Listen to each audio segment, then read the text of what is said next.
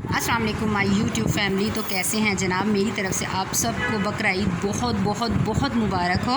तो जी जनाब, ये देखें ज़ारा और असद आज कैसे लग रहे हैं, मैं आपको दिखाती हूँ। और ये देखें ज़ारा, असद और ये इंजॉय कर रहे हैं बकरा ईद का गोश्त। और ये देखें दोनों खूब सुबह से बाहर निकले हुए, इतना इन लोगों ने इंजॉय किया है। और ये सुबह से गए हुए, अब मेरे हाथ लगे तो मैंने कहा चले जल्दी से इनकी छोटी सी वीडियो बना के आप लोगों को दिखाती हूँ। जी ज़ारा कैसी लग रही है, जी ज़ारा आप कैसी लग रही है, ये देखें। और ये देखें जी ये असद। और चलें जी, असद ज़ारा भी आपसे कुछ कहना चाहती हैं।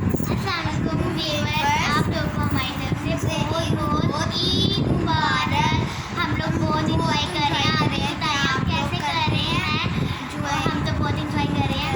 और हमारे चैनल को लाइक करें, शेयर करें, सब्सक्राइब भी करें।